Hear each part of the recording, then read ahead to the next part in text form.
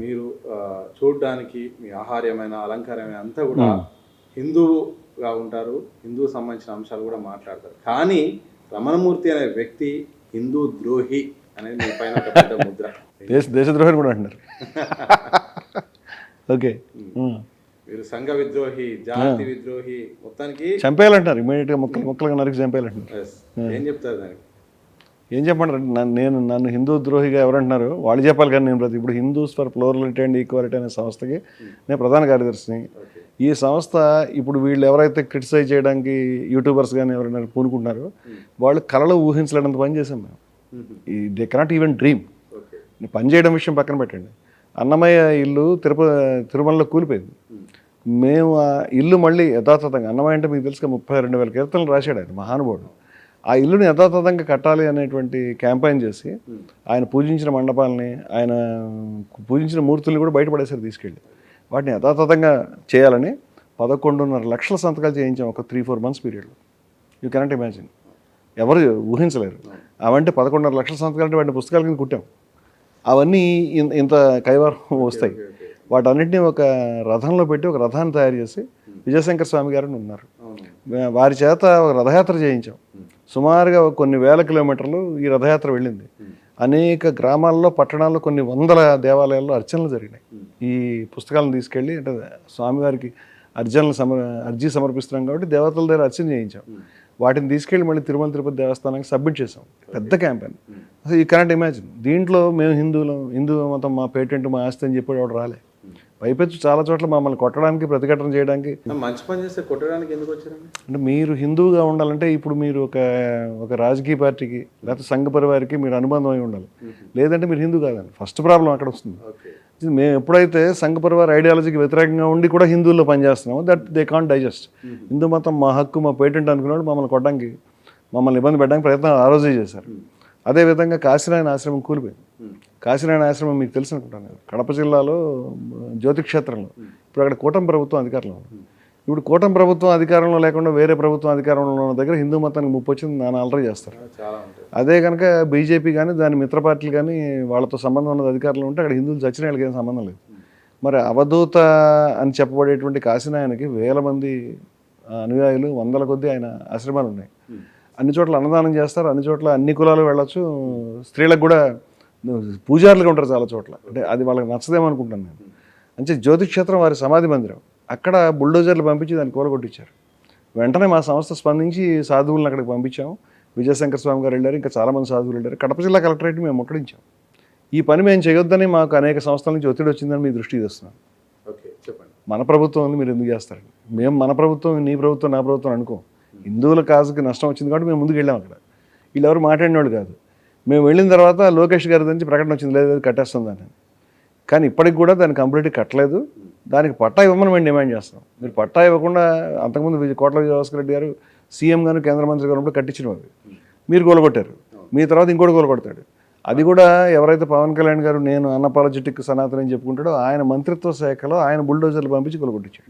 ఆయనకు తెలిసే ఉంటుంది. ఆయన తెలియకుండా ఎలా జరుగుతుంది? రాష్ట్రం అంత పెద్ద ఇష్యూ అయితే ఆయన నుంచి ఒక చిన్న ప్రకటన రాలేదు ఇవాళ దాకా. కోట్లాది మంది భక్తులు ఉన్నటువంటి కాశీనాయన గురించి మన రాష్ట్రం కాదు, బయట రాష్ట్రాలు కూడా ఆయన నుంచి చిన్న ప్రకటన రాలేదు. నిలబడిన సంస్థ మాది. అలాగే అనేక దేవాలయాల్లో, అనేక పద్ధతుల్లో. అదేవిధంగా మేము కనీసం డజన్ల కొద్దీ హైందవ భక్తి కళా సమ్మేళనాలు నిర్వహించాం. అన్నమయ్య కళాక్షేత్రం తరఫున విజయశంకర స్వామి గారు అయితే ఇంకా వందల్లో చేస్తుంటాడు. దానికి మేము మద్దతుగా నిలబడ్డాం. మేము కూడా చేసాం. ఈ హైందవ భక్తి కళా సమ్మేళనాలు అనేక ప్రదేశాల్లో జరిగినాయి. అనేక చోట్ల అఖండ హరినామ సంకీర్తన జరగడంలో మా పాత్ర. అదేవిధంగా జిఆర్ స్వామి గారు వారి ఆశ్రమంలో వారి కోరిక మేరకి మేము పెద్ద హైందవ భక్తి కళా సమ్మేళనం నిర్వహించాం. వారినే కాకుండా వారి చుట్టూ అనేక మంది హిందూ శ్రావంతుల నుంచి వచ్చినటువంటి వాళ్ళందరినీ కూడా వారి పక్కన కూర్చోబెట్టాం. సమాన స్థాయిలో రోడ్లు ఊడ్చుకునేటువంటి జిహెచ్ఎంసీలో ఉండేటువంటి మన నారాయణమ్మ గారు, వారు యాక్చువల్గా ఒక అచల అవధూత, అచల గురువు ఆవిడ. ఆ అచల యోగిని అంటాం. ఆ అచల యోగిని కాబట్టి ఆవిడకి రాష్ట్రం అంతా ఫాలో అయింది. చాలామందికి ఆ విషయం తెలియదు. మేము వారిని కూర్చోబెట్టాం. ఆయన ఉన్నటువంటి వరుసలోనే శైవుల్ని, షిరిడి సాయి భక్తుల్ని, ఇంకా అచల సాంప్రదాయానికి చెందిన వారిని, విభిన్న సాంప్రదాయాలు ఒకే వరుసలో కూర్చోబెట్టాం. నేనే ఆ సభకు అధ్యక్షతగా ఉన్నాను. మీకు కావాలంటే దాని వీడియోస్ అన్నీ అవైలబుల్గా ఉంటాయి.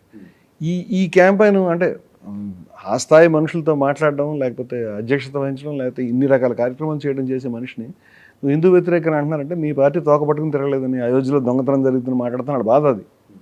అయోధ్యలోనూ దొంగతనం జరిగిందని మాట్లాడుతున్నాం. ఆర్ఎస్ఎస్ యొక్క హిందూ రాష్ట్ర ఐడియాలజీకి వ్యతిరేకంగా ఉన్నాం, వెరీ క్లియర్.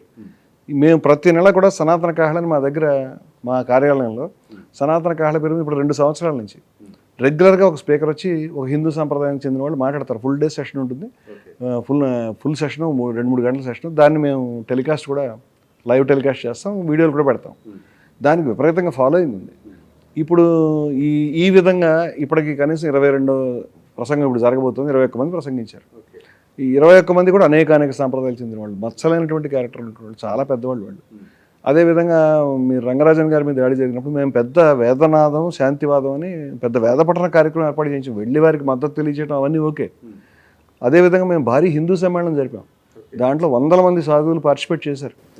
వాళ్ళు చిలుకూరు కాదండి, డైరెక్ట్ సిటీలో భారీ హిందూ సమ్మేళనం జరిపాం. రంగరాజన్ గారు వచ్చారు దానికి. అదేవిధంగా ఆ సదస్సులో మీరు ఆశ్చర్యపోతారు, కేవలం నారబట్టలు వేసుకునేటువంటి వాళ్ళు. అంటే నారబట్టలు అంటే బట్టలు ఉండవండి, జస్ట్ పీలికలు ఉంటాయి. ఆ పీలికలు గొచ్చిగా పట్టుకునేవాళ్ళు. అదేవిధంగా జట్టలు కట్టినటువంటి వాళ్ళు, ఎక్కడెక్కడ వాళ్ళు, మీరు ఏం బ్రతిమాలిన వాళ్ళు అక్కడి నుంచి కదలరు. కఠినమైన నియమాలు ఉంటారు వాళ్ళు. అటువంటి సాధువుల్ని అనేక సాంప్రదాయాల నుంచి ఒక దగ్గర మేము తీసుకురాగలిగాం. అవన్నీ కూడా ద్వేషం, అసమానత్వాలకు వ్యతిరేకంగా. ద్వేషం ఉండకూడదు, అసమానత్వం ఉండకూడదు. వాస్తవంగా హిందూ మతంలో ఈ 2 లేవు. ఈ 2 లేవు. ద్వేషం లేదు. అసలు ప్రపంచంలో ద్వేషానికి వ్యతిరేకంగా స్పష్టంగా మాట్లాడిన మతం హిందూ మతం. మిగతా మతాల్లో ఇంత స్పష్టత లేదు. మొదటి నుంచి మనం ద్వేషానికి వ్యతిరేకం. ఇప్పుడు వేదంలో మనకి మా విద్వేషావహై అని ఉంటుంది, ఉపనిషత్తులో తతోన విజుగుప్సతే అని ఉంటుంది, అదేవిధంగా గీతలో అద్వేష్ట మైత్ర కరుణేయవచ అని ఉంటుంది. ఇట్లా ద్వేషానికి వ్యతిరేకంగా విస్పష్టంగా ఎప్పుడు ఏది మాట్లాడినా ద్వేషానికి వ్యతిరేకంగా హిందూ మతం మాట్లాడింది. కానీ వీళ్ళు నిరంతరం ద్వేషించేవాళ్ళు, నిరంతరం తిట్టేవాళ్ళు, కొట్టడానికి వచ్చేవాళ్ళు, నిరంతరం అవతల మతాలని.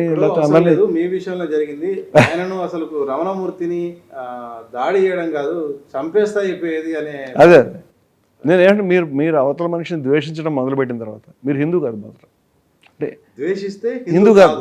మీరు హిందూ మతం యొక్క ప్రధానమైన యొక్క విలువైన సిద్ధాంతాన్ని పాటించకపోతే హిందూ ఎట్లా అవుతారని అడుగుతాను. మీరు చెప్పండి, హిందూ కావాలంటే హిందూ మతం యొక్క ప్రధానమైన సిద్ధాంతం పాటించాలి కదా.